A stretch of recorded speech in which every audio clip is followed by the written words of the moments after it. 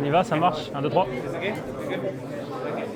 Tony, comment ça va déjà? Dans quelles conditions vous arrivez à ces mondiaux? Ça va être un parcours exigeant, vous allez bien se préparer, j'imagine. Ouais, c'est vrai que c'est une course spéciale.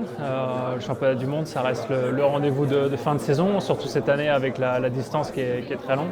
Ça va être une course très particulière, donc en forme et prêt pour cette course. Vous avez l'expérience des classiques notamment, vous êtes un guerrier. Qu'est-ce que vous attendez? Cette course dimanche, on l'a vu chez les espoirs, chez les juniors, on essaie de déclencher la course très vite. Ouais, ça va être un peu spécial avec déjà les kilomètres et ensuite la météo. Personne ne peut vraiment prédire le scénario. L'an passé, c'était plus facile. On savait que beaucoup allaient attendre le radar final pour attaquer. Là, c'est vrai que c'est plus ouvert, un parcours technique, vallonné, mais pas non plus très très dur. Donc voilà, je pense que la journée entière va être difficile. Un Valverde peut s'imposer, on peut avoir des surprises. Ouais, un Valverde, bien sûr qu'il peut s'imposer. Il a fait 7 ou 8 fois podium sur tous les types de parcours possibles ces 15 dernières années. Donc il y a beaucoup de coureurs qui sont sur le papier qui sont capables de s'imposer, je pense. Il y a plus que certaines années, c'est vraiment ouvert. Après, est-ce que c'est plutôt un sprinter, est-ce que c'est un baroudeur, c'est toujours difficile à dire. Donc nous, on va faire avec nos armes.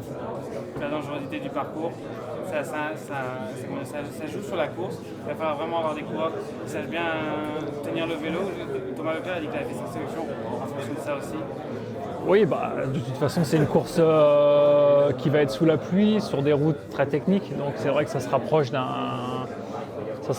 classique flandrienne. Je pense qu'on a une équipe solide pour ça. On a différents types de coureurs, différentes cartes à jouer. Donc il va falloir être présent tout le long de la course, mais c'est clair que ça va être compliqué à gérer avec la météo surtout. Julien, c'est le leader absolu dans l'équipe, ou alors on s'imagine beaucoup de scénarios différents où il faut être réaliste et réactif?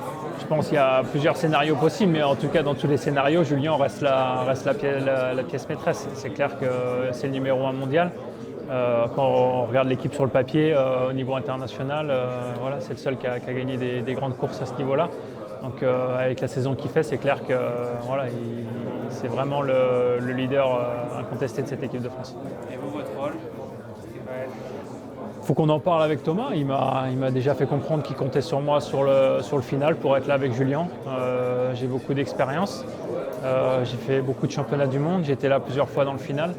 Donc j'espère être présent et pouvoir apporter ma pierre à l'édifice. Merci. Bon massage alors. Merci.